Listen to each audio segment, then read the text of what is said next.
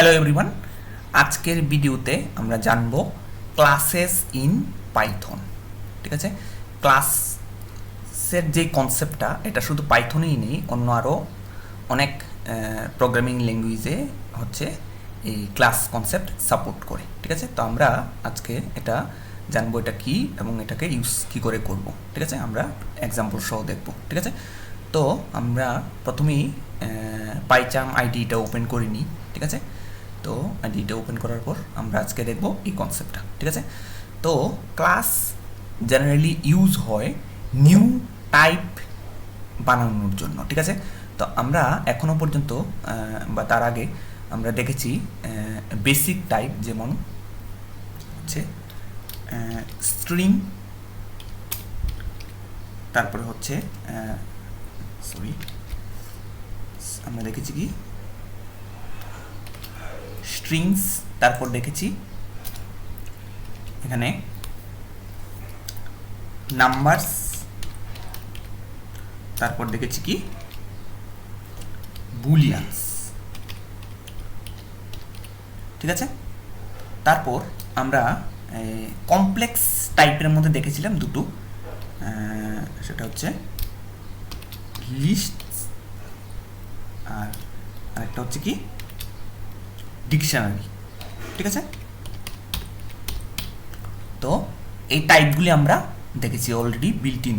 ঠিক আছে, তো স্ট্রিং বেসিক হচ্ছে এগুলি বেসিক টাইপ, স্ট্রিং, নাম্বারস, বুলিয়ানস, আর এগুলি হচ্ছে কমপ্লেক্স টাইপ। ঠিক আছে, তো আমরা রিয়েল ওয়ার্ল্ডের সব যে কনসেপ্ট সেগুলিকে এই টাইপগুলিকে দিয়ে মডেল আমরা করতে পারবো না। ঠিক আছে, যেমন আমি যদি এখানে একটা পয়েন্টের কথা যদি বলি, ঠিক আছে, পয়েন্ট, যেখানে পয়েন্টের মধ্যে কি থাকে, একটা থাকে এক্স এক্সিস আর একটা থাকে কি ওয়াই এক্সিস। ঠিক আছে, তো এক্স এক্সিসের একটা ভ্যালু হয়, ওয়াই এক্সিসের একটা ভ্যালু হয়, তারপর দুটো পয়েন্টের মধ্যে ডিস্টেন্স বা এই জিনিসগুলি আমাদের হয়। তো এই পয়েন্টকে আমরা এখানে এই টাইপগুলি দিয়ে মডেল করতে পারবো না। ঠিক আছে, তো পয়েন্ট তো আর স্ট্রিং নয়, পয়েন্ট নাম্বারও নয়, বুলিয়ান্সও নয়, লিস্টও নয়, ডিকশনারিও নয়। ঠিক আছে, তো এটার জন্য আমাদের কি করতে হবে, নিউ টাইপ আমাদের বানাতে হবে। ঠিক আছে, যেমন পয়েন্ট নামে একটা নিউ টাইপ আমাদের নিজেদের বানাতে হবে। ঠিক আছে, তো এটাই আমরা করতে পারি হচ্ছে কি দিয়ে, ক্লাস এই কনসেপ্টটা দিয়ে। তো কি করে করব আমরা একটু দেখে নিই এখন। তো আমি প্রথমে এটাকে ইরেজ করে দিই। ঠিক আছে, তো ইরেজ করে দেওয়ার পর আমরা লিখবো কি ক্লাস কিওয়ার্ডটা লিখবো। ঠিক আছে, ক্লাস লেখার পর আমরা নাম দেবো এখানে। তো আমরা এখানে আমি চাইছি পয়েন্ট নামে একটা ক্লাস তৈরি করতে। ঠিক আছে, তো এখানে নেমিং কনভেনশনটা লক্ষ্য করুন যে এখানে আমি ক্যাপিটাল লেটারে দিয়েছি প্রথম যে ক্যারেক্টারটা। ঠিক আছে, তো এটাকে বলছি আমরা কি পাসকাল কেস। ঠিক আছে, যেমন ভেরিয়েবলের মধ্যে আমরা প্রথমে শুরু করেছিলাম কি দিয়ে, স্মল লেটার দিয়ে। ঠিক আছে, বা লোয়ার কেস দিয়ে। ঠিক আছে, কিন্তু এখানে আমরা এই কনভেনশনটা ইউজ করি, যেটা হচ্ছে কি পাসকাল কেস, মানে প্রথম যেই আলফাবেটটা সেটা হবে কি ক্যাপিটালে। ঠিক আছে, তো এরপর কোলন দিলাম, তারপরে কি হলো, এটা একটা ব্লকের মতো হলো। এবার আমরা ডিফাইন করব। ঠিক আছে, এই ক্লাসটাকে। তো এই ক্লাসের মধ্যে কি থাকতে পারে, ক্লাসের মধ্যে থাকতে পারে হচ্ছে কি মেথডস। ঠিক আছে, ডিফারেন্ট টাইপের মেথড। ঠিক আছে, তো আমরা এখানে মেথড বা ফাংশন আমরা এখানে বানিয়ে নেব। তো আমরা এখানে বানিয়ে নিচ্ছি এক্সাম্পল হিসাবে, এখন বানিয়ে নিচ্ছি পয়েন্ট ড্র ফর এক্সাম্পল। ঠিক আছে, তো এখানে লেখার আমি যখনই ব্র্যাকেটটা দিয়েছি এখানে, তার সাথে সাথে এখানে সেলফ কিওয়ার্ডটা অটোমেটিক্যালি চলে এসছে। ঠিক আছে, তো এটাকে হচ্ছে বলছি আমরা কি কিওয়ার্ড। ঠিক আছে, তো এটা ডিটেলে আমরা পরে দেখব, আপাতত এটা আমরা জাস্ট ওমিট করব, পরে আমরা এটা শিখব। ঠিক আছে, এটার সিগনিফিকেন্স কী। তো এখন আমরা এই ডিফাইন করব। ডিফাইনের মধ্যে জাস্ট আমি একটা লিখে দিই সিঙ্গেল লাইন, যেটা টার্মিনালে প্রিন্ট করবে হচ্ছে ড্র এক্সাম্পল। ঠিক আছে, এটাই হচ্ছে টার্মিনালে প্রিন্ট করবে এই টেক্সটটা। ঠিক আছে, তারপর আরেকটা আমি মেথড এখানে ডিফাইন করতে চাই। তো ফর এক্সাম্পল ডেফ কিওয়ার্ডটা লিখলাম, তারপর এখানে দিয়ে দিলাম মুভ ফর এক্সাম্পল। ঠিক আছে, তো সেমভাবে আমরা এখানে এই ফাংশনেরও ডেফিনেশনের মধ্যে জাস্ট খালি একটা লাইন সিম্পল টেক্সট মেসেজ আমরা প্রিন্ট করে দিচ্ছি, ঠিক আছে। আপাতত আমরা যখন কনসেপ্ট শিখছি, ঠিক আছে, তার জন্য। তো এখানে লিখে দিলাম মুভ, ঠিক আছে। তো তারপর আমাদের কী করতে হবে, এখানে ব্র্যাকেট দেওয়ার পর আমরা ইন্ডেন্টগুলিকে ক্লোজ করে দেবো, ঠিক আছে। ক্লোজ করার পর আমরা দুটো লাইন ছেড়ে তারপর আমরা কী করব, এখানে আমার ক্লাস যে পয়েন্ট নামে যে ক্লাস, এটা আমার ডিফাইন করা হয়ে গেছে। এবার আমরা ইউজ করব, মানে পয়েন্ট নামে আমরা একটা টাইপ বানিয়ে নিয়েছি, ঠিক আছে। এবার আমরা এই টাইপটার অবজেক্ট বানাবো, ঠিক আছে। তো অবজেক্ট বানাতে গেলে কি করতে হয়, আমাদের এই টাইপটা লিখে আমাদের এখানে ফাংশনের মতো করে আমাদের ব্র্যাকেটটা দিতে হয়, তাতে কি আমাদের এই টাইপের অবজেক্ট ক্রিয়েট হবে, ঠিক আছে। তো আমি যদি এখানে দিই P1 দিলে কী হবে, P1 হচ্ছে পয়েন্ট টাইপের একটা অবজেক্ট, ঠিক আছে। তো এই ক্লাস মানে হচ্ছে ব্লুপ্রিন্ট বা টেমপ্লেট, ঠিক আছে। আর এই অবজেক্ট মানে হচ্ছে অ্যাকচুয়াল ইনস্ট্যান্স, যেটা রিপ্রেজেন্ট করছে ওই ব্লুপ্রিন্ট বা ওই টেমপ্লেটটাকে ফলো করে, ঠিক আছে, যেটা রিপ্রেজেন্ট করছে ওই টাইপটাকে, ঠিক আছে। তো আমাদের এটা মাথায় রাখতে লাগবে, ঠিক আছে। তো তারপর আমরা যেটা করব, আমরা এই অবজেক্ট ইউজ করে আমরা নর্মাল যেরকম অন্য ক্ষেত্রেও আমরা তার যেই ফাংশানগুলিকে কল করতে পারতাম, এখানেও তাই, ঠিক আছে। তো আমি এখানে ড্র ফাংশান, এখানে মুভ ফাংশান আমাকে এখানে দেখাচ্ছে, ঠিক আছে। আর তার সাথে নিচের দিকে আমাকে কিছু আন্ডারস্কোর দিয়ে শুরু হয়েছে এমন কিছু ফাংশনও এখানে দেখাচ্ছে, ঠিক আছে, ফাংশন বা মেথড। তো এগুলিকে বলছি আমরা কি, ম্যাজিক ফাংশন, ঠিক আছে। তো এগুলি আমরা পরবর্তী সময় দেখব, ঠিক আছে।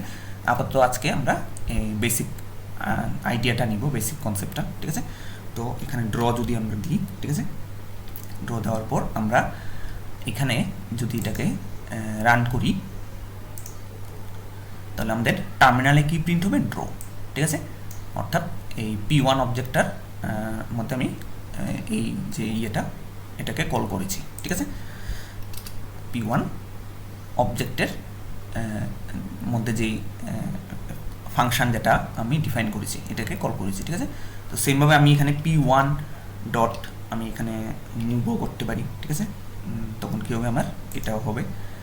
তো আমি এখন রান করলে এটা হবে, ঠিক আছে। তো আরেকটা জিনিস আমি করতে পারি, ফাংশন ছাড়াও আমরা অ্যাট্রিবিউট বা ভেরিয়েবল আমরা হচ্ছে কি ডিফাইন করতে পারি, যেটা প্রত্যেকটা অবজেক্টের জন্য আলাদা হবে, ঠিক আছে। যেমন আমি এখানে একটু এক্সাম্পল দিয়ে বোঝাচ্ছি। যেমন আমি এখানে যদি দিই P1 ডট এক্স, ঠিক আছে, ইকুয়াল দিয়ে আমি একটা ভ্যালু দিলাম, পয়েন্টার ভ্যালু 10, ঠিক আছে। মানে এক্স অ্যাট্রিবিউটটার ভ্যালু 10, কার জন্য, P1 যে পয়েন্টটা আছে তার জন্য, ঠিক আছে। তো এইবার আমি যদি এটাকে এখানে প্রিন্ট করি, প্রিন্ট করার পর আমি যদি এখানে লিখি P1 ডট এক্স, তাহলে আমার কী হয় দেখুন, আমার এখানে এটা হচ্ছে প্রিন্ট করে দেবে, ঠিক আছে। তো সেইভাবে আমরা ওয়াই পয়েন্টকেও একইভাবে আমরা হচ্ছে এখানে এরকম ইয়ে করতে পারি, ঠিক আছে। আর আরেকটা জিনিস এখানে বলে শেষ করব, সেটা হচ্ছে আমি যদি এইবার এটাকে এরকম লিখি, ঠিক আছে, এখানে আমি আরেকটা ক্রিয়েট করে নিচ্ছি, ঠিক আছে। একটা ক্লাস থেকে আমরা যত ইচ্ছা তত অবজেক্ট ক্রিয়েট করতে পারি, ঠিক আছে। তো আমি এখানে আরেকটা অবজেক্ট ক্রিয়েট করছি এই পয়েন্ট টাইপেরই, ঠিক আছে। তো P2 নামে করেছি, ঠিক আছে। তো এবার যদি আমি P2 ডট এই ফাংশনগুলি দিই, তাহলে তো এটা আগের মতোই কাজ করবে, ঠিক আছে। কিন্তু আমি যদি P2 ডট এখানে এক্স দিয়ে দিই, ঠিক আছে, এক্স দিয়ে আমি যদি বলি এটাকে প্রিন্ট করতে, ঠিক আছে, তাহলে কি হয় দেখুন, ঠিক আছে। আমি করে দেখাচ্ছি আপনাদের। P2 ডট এক্স, ঠিক আছে, দেওয়ার পর আমি যদি রান করি এটাকে, দেখুন কীরকম এরর দেবে, ঠিক আছে। দেখুন এই পয়েন্ট অবজেক্টের কোনো অ্যাট্রিবিউট নেই বলছে, ঠিক আছে। এই P2-র কোনো অ্যাট্রিবিউট এক্স নামে নেই, ঠিক আছে। তো এখানে এই যে P1 ডট এক্স দিয়ে যেটা আমি অ্যাট্রিবিউট এখানে ডিফাইন করেছিলাম, সেটা শুধু P1 অবজেক্টের জন্যই ভ্যালিড ছিল, ঠিক আছে। তার লাইফ হচ্ছে এইটার মধ্যেই হচ্ছে কি লিমিটেড ছিল, ঠিক আছে। তার বাইরে এই অ্যাট্রিবিউটটাকে চিনবে না অন্য অবজেক্ট, ঠিক আছে। তার জন্য আমার নতুনভাবে আবার ইয়ে করতে হবে, ডিফাইন করতে হবে, ঠিক আছে। তখন গিয়ে মানে এটা মানে কাজ করবে, ঠিক আছে।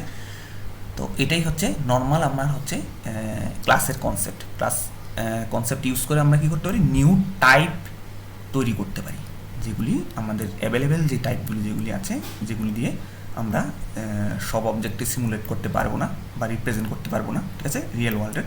তার জন্য আমরা নিউ টাইপ ক্রিয়েট করতে পারি, ঠিক আছে। তারপর এটার থেকে অবজেক্ট বানাই, ঠিক আছে। তারপর এই অবজেক্টটাকে নিয়ে আমরা তার ভিতরে ডিফাইন করা যে মেথডস বা অ্যাট্রিবিউটস এগুলিকে ইউটিলাইজ করি, ঠিক আছে।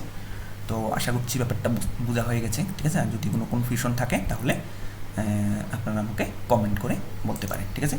তো সেমভাবে আমি যদি এখানে p2.x ইকুয়াল যদি 20 দিয়ে দিই, তখন আবার দেখবেন এটা কাজ করবে, ঠিক আছে।